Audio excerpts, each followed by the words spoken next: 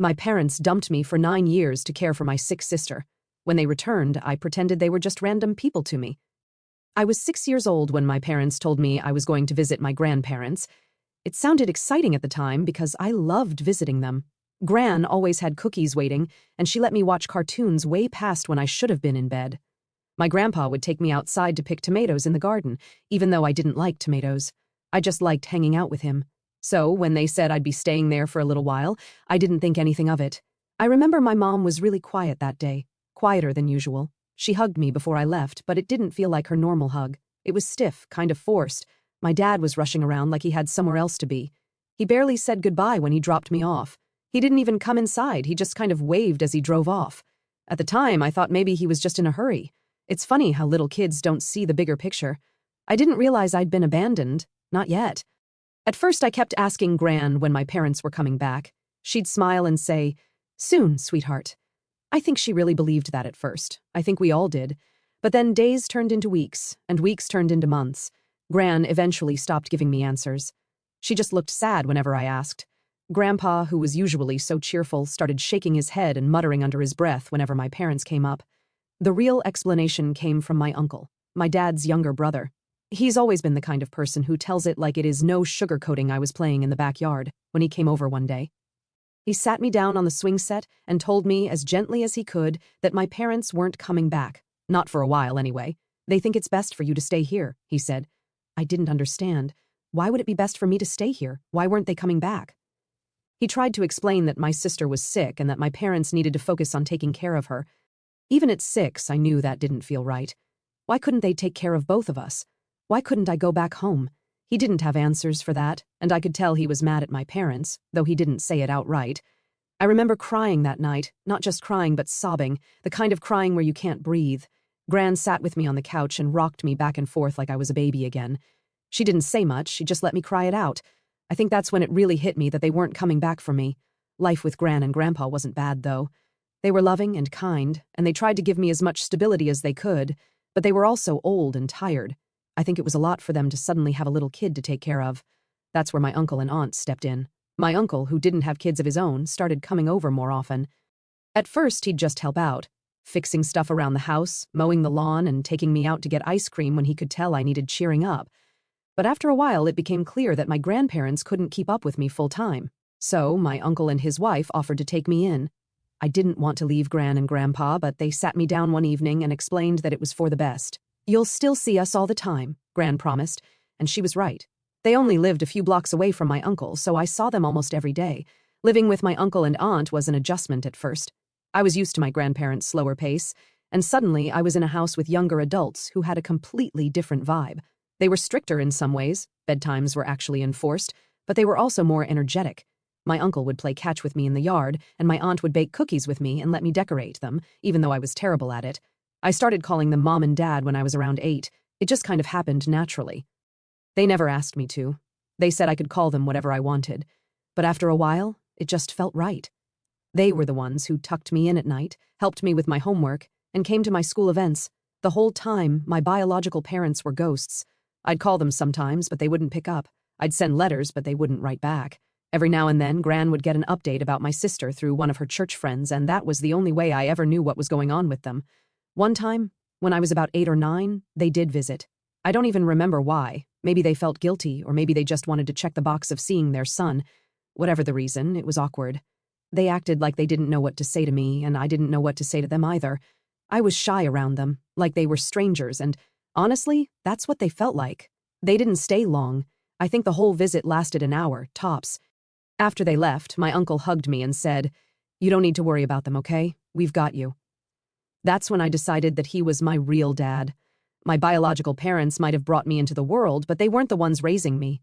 Looking back, that drop-off at my grandparents' house was probably the most defining moment of my childhood. It's the moment my life split in two, the life I thought I'd have with my biological parents and the life I ended up having with my uncle and aunt. I'm grateful for them every single day, but I'd be lying if I said that abandonment didn't leave some scars. By the time I was about 9, I had stopped asking about my biological parents as much. Not because I didn't care, I mean, they were my parents, right? But because asking never led to anything. I'd bring them up, and my grandparents would just get quiet. My uncle and aunt, though they tried to stay neutral, couldn't hide their frustration either. I guess I just got tired of the same non-answers. At first, I still tried to reach out to them. I'd send letters with little updates about school, like I got a gold star on my spelling test or we're learning about dinosaurs, and T-Rex is my favorite. Looking back, they were probably the kind of things a little kid would think their parents would love to hear, but they never wrote back. Not once. I'd sit by the mailbox for days after sending something, hoping maybe this time they'd reply. Eventually, I just stopped waiting. April. When I was around 10, I had this old flip phone my uncle gave me. It didn't have games or anything cool on it, just basic calling and texting, but I loved it because it made me feel grown up. I used to call my parents sometimes, thinking maybe they'd pick up if it was their big boy son calling. They didn't, not once. I left voicemails sometimes, but they never called back. One time, I even asked Gran if maybe they'd lost my number or forgot where we lived. She just gave me this sad little smile and said, "Sweetheart, they know how to find you if they want to." I don't know why, but that hit me hard. The idea that they could call or visit any time they wanted, but just didn't. That was a tough pill to swallow.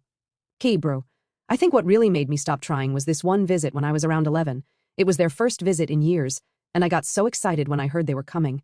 I cleaned my room, brushed my hair extra nice, and even put on this stupid button-up shirt my aunt said made me look handsome. When they showed up, though, it was like they barely knew me. They acted polite, like how you might act around a coworker's kid or something, but not like parents.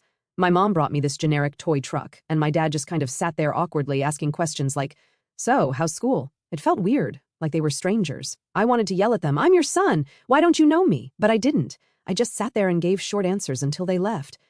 After that, I told my uncle I didn't want to see them anymore. He didn't push me on it, just said, "That's your choice, buddy. We'll support you no matter what." Bro. I stopped calling them, stopped writing, and honestly, they didn't even notice. The silence between us wasn't just me cutting them off. It was mutual. By the time I was 12, I decided I was done. No more reaching out, no more waiting for them to show up. I was over it. If they wanted me in their life, they'd have to prove it. Spoiler alert, they didn't. What made it easier to let go was how much my aunt and uncle stepped up. They didn't just take care of me, they parented me. My uncle went to every parent-teacher conference, even the boring ones where the teacher just said, "He's doing fine." My aunt would stay up late with me when I had a project due the next day, even though I'd procrastinated until the last minute. One summer, they even took me to Disneyland. I didn't really think much about it at the time, but looking back, I realized how much they saved up for that trip. We weren't rich or anything, but they wanted me to have that experience. My uncle even went on Space Mountain with me, even though he hates roller coasters. That's the kind of people they are. Meanwhile, my biological parents were basically ghosts. I didn't hear from them at all after that awkward visit.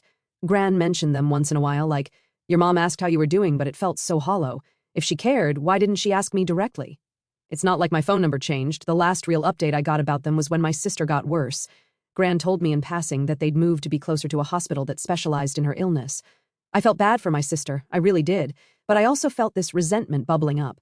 They could uproot their whole lives for her, but they couldn't pick up the phone to check on me. I tried not to let it get to me too much. My life with my uncle and aunt was good, stable. They made sure I had everything I needed, and they were always there for me, even when I didn't realize I needed them. I still saw my grandparents all the time, and they always made me feel loved. By the time I was a teenager, I think I'd come to terms with it. My biological parents weren't really my parents anymore, not in the way that mattered. I started seeing my uncle and aunt as my real parents. They earned that title in every way that counts. What stuck with me, though, was this underlying sense of being disposable. Like if my parents could just leave me like that. What did that say about me? Was I not worth fighting for? I didn't talk about those feelings much, but I think my uncle and aunt sensed it. One day, out of the blue, my uncle sat me down and said, "You know you're wanted, right? You're not just here because we had to take you in. We wanted you." I didn't cry in front of him, because, teenage boys don't cry. But later that night, I did. I think that's when I stopped thinking of myself as the kid my parents left, and started thinking of myself as the kid my uncle and aunt chose. It made all the difference. By the time I was 14, I had settled into my life with my uncle and aunt as my new normal. I wasn't the kid who got left behind anymore, at least not in my day-to-day life. My uncle and aunt never made me feel like a burden. If anything, they treated me like I was the best thing that ever happened to them. One day, I overheard my aunt talking to my gran about how they'd never been able to have kids. She sounded so sad, saying, "We tried everything, but it just wasn't meant to be. I had no idea before that." They never talked about it around me, probably because they didn't want me to feel like some kind of replacement. But after I overheard that conversation, it started to make sense. The way they poured everything they had into raising me wasn't just because they were good people. It was because they really, genuinely wanted to be parents. It hit me differently after that. I mean, I'd always loved them, but realizing how much they'd been through made me appreciate them even more. They weren't just filling in for my biological parents. They chose me. Ibra. Around this time, we started talking about adoption. My uncle brought it up casually one night after dinner. "How would you feel if we made this official?" he asked. At first, I didn't know what to say. I mean, they already felt like my parents in every way that mattered. Would a piece of paper really change anything? But the more we talked about it, the more it started to feel like a big deal. It wasn't just about legality, it was about belonging. They explained that adopting me wasn't as simple as just signing some forms. There were legal hurdles because my biological parents still had parental rights, even though they'd essentially abandoned me. My uncle said it would be expensive and complicated, but they were willing to go through it if it was what I wanted. I told them I'd think about it, and I did. A lot. I even talked to Gran about it, and she said something that stuck with me. "You already know where your heart belongs, sweetheart. This is just catching the rest of the world up." After a few months, I told my uncle and aunt I wanted to move forward with the adoption. That decision kicked off a long, frustrating process. Lawyers, court dates, paperwork. It felt like it would never end. My biological parents didn't contest it, of course. Why would they? It wasn't like they were fighting to keep me, but the system still made it harder than it needed to be. Even with all the hoops we had to jump through, my uncle and aunt were determined to make it happen. I think they wanted it as much as I did, maybe even more. They wanted me to know, without a doubt, that I was theirs. The adoption finally became official when I turned 18. I remember sitting in the courtroom, hearing the judge declare that my uncle and aunt were now my legal parents. It felt surreal. I'd been waiting for that moment for so long, and when it finally happened, I didn't even know how to react. My uncle hugged me afterward, and I could tell he was holding back tears. "We've always been your family," he said. "This just makes it official." That night, we celebrated with dinner at my favorite pizza place. It wasn't a fancy celebration, but it felt perfect. My aunt kept calling me her miracle kid, and my uncle said, "You were just misrouted by the stork at first, but we found you." Looking back, that moment stands out as one of the happiest days of my life. Not because the adoption changed how we felt about each other, it didn't, but because it erased any lingering doubt I had about where I belonged. The adoption also changed how I thought about my biological parents. For years, I'd been carrying this weight of not being wanted, but that day, it finally hit me that their rejection didn't define me. My uncle and aunt's love did. I started calling them Mom and Dad full-time after that. It wasn't something we discussed or decided. It just happened naturally. They didn't say anything about it the first time I did, but I saw the way my aunt's face lit up when I said, "Thanks, Mom," as she handed me a plate of food. The adoption also marked the beginning of me fully letting go of my biological parents. Before that, I think a small part of me was still holding out hope that they'd come back, that they'd apologize, that they'd somehow make up for all the years they'd been gone. But after the adoption, I realized I didn't need that anymore. I already had everything I needed. Around this time, I started college. My new parents, it still feels weird calling them that, even now, were my biggest cheerleaders. They helped me fill out my FAFSA, drove me to campus tours, and even bought me a new laptop as a graduation gift. When I moved into my dorm, my aunt cried, and my uncle pretended not to. College was a fresh start in a lot of ways. For the first time, I was surrounded by people who didn't know anything about my past. I didn't have to explain why I didn't talk to my biological parents or why I called my uncle and aunt Mom and Dad. I could just be me. Ibru. Of course, I still went home for holidays and long weekends.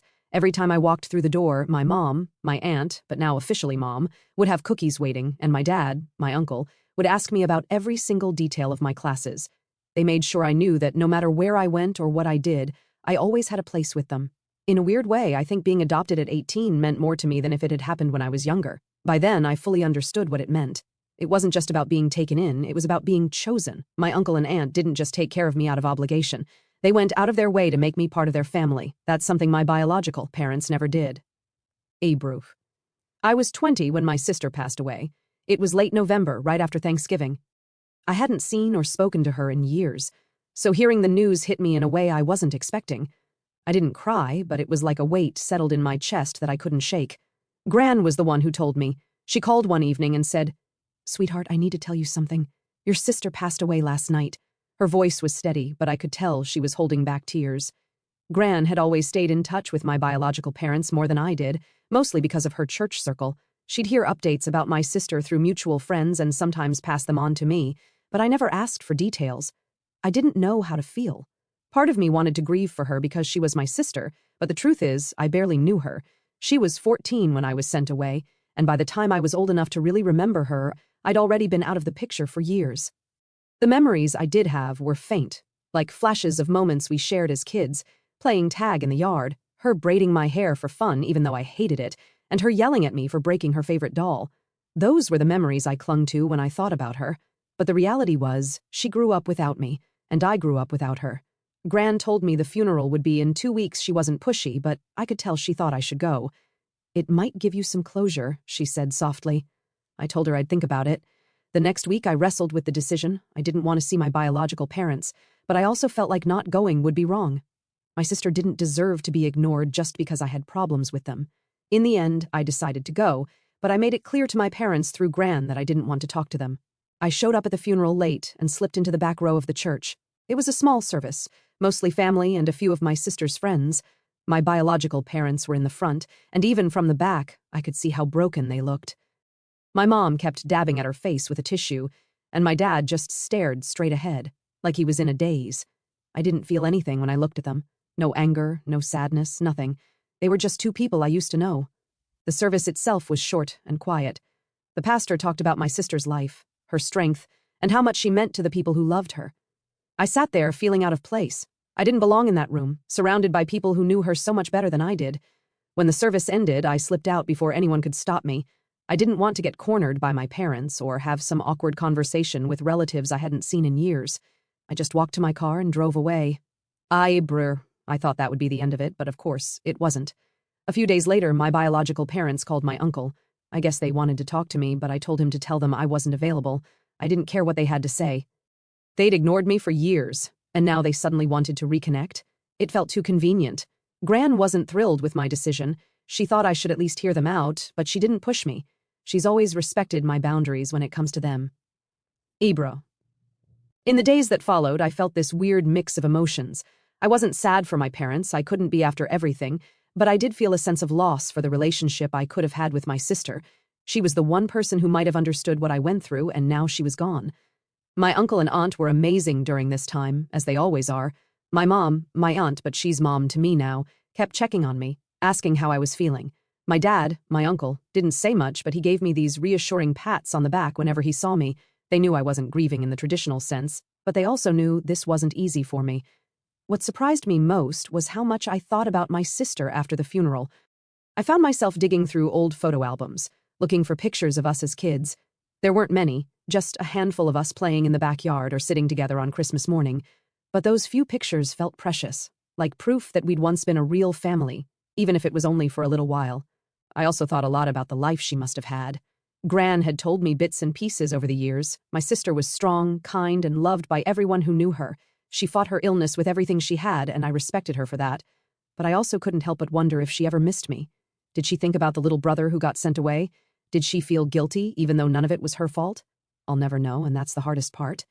In the weeks after the funeral, my biological parents tried to reach out again. They sent a card through Gran saying they wanted to talk. I didn't respond. I wasn't ready, if I'd ever be ready. The funeral didn't bring me closure, at least not the way Gran had hoped. If anything, it just brought up more questions. But it also solidified something for me. My parents and I were strangers now. They might have given me life, but they weren't my family. My family was the people who stood by me, who raised me, who loved me without conditions. Christmas was always a big deal for my family. Not my biological parents, of course I'm talking about my uncle, aunt, and Gran. Ever since I started living with my uncle and aunt, they made Christmas special for me. Decorating the tree, baking cookies, blasting Christmas music. It was like something out of a holiday movie. For years, that was my Christmas tradition, and I loved it. This past Christmas felt a little different, though. It was the first one after my sister's funeral, and while I hadn't been close to her, the absence of her presence in the background of my life felt strange. My biological parents had tried to reach out to me a few times since the funeral, but I'd ignored every attempt. I figured they'd get the hint eventually. That night, I went to midnight mass with Gran, which was something we always did together. My aunt and uncle didn't usually come. They weren't really church people. But Gran loved the tradition, and I liked spending that time with her. It was one of those quiet moments where everything feels peaceful, and for a while, it felt like the weight of everything that had happened was lifted off my shoulders. Abra, that peace, didn't last long. About halfway through the service, I felt someone sit down behind us. At first, I didn't think much of it, but then I caught a whiff of my mom's perfume. It's funny how smells can trigger memories. For a second, I was a little kid again, sitting on her lap while she read me a story, but that memory was quickly replaced by anger. What were they doing here? I didn't turn around. I didn't want to see them, and I definitely didn't want to talk to them. I focused on the service, but I could feel their presence behind me the entire time. It was like they were trying to bore holes into the back of my head with their stares. When the service ended, I stood up to leave with Gran, but before I could take 2 steps, my mom was in front of me. "Hi, sweetheart," she said softly, like we were picking up a conversation we'd had yesterday. I froze for a second. I didn't know what to do. Then, without thinking, I said, "Sorry, do I know you?" Her face fell. I could see the shock and hurt in her eyes, but I didn't care. I was done pretending everything was okay. My dad stepped forward and said, "We're your parents." I shook my head. "My parents are at home," I said. Then I turned to Gran. "Are you ready to go?" Gran didn't say anything, but she gave me a little nod, and we started walking toward the door.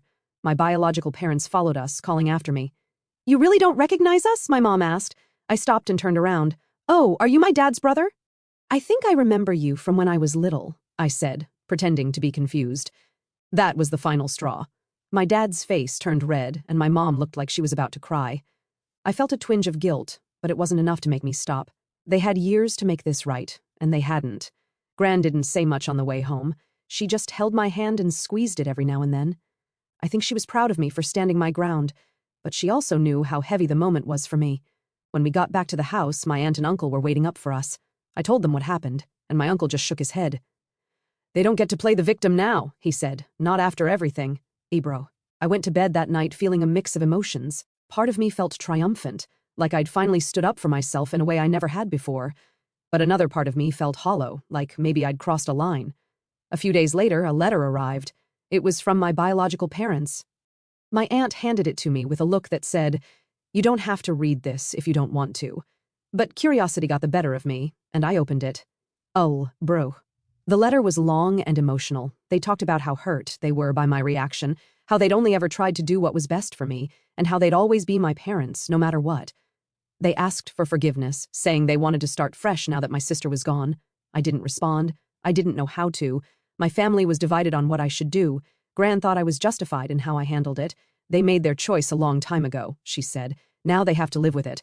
Some other relatives, though, thought I was being too harsh.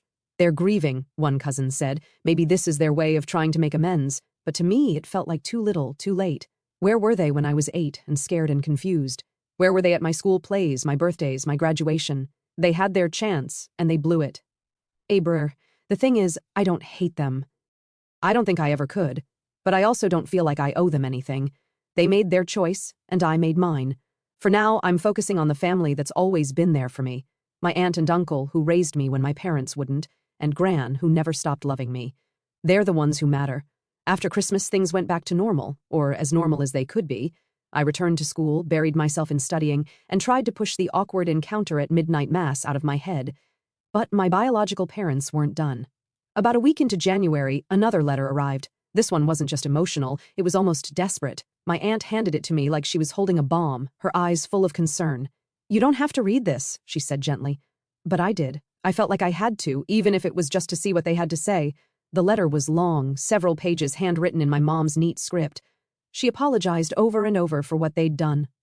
She explained that they'd been overwhelmed when my sister got sick and had made decisions they thought were best for everyone, even if those decisions hurt me.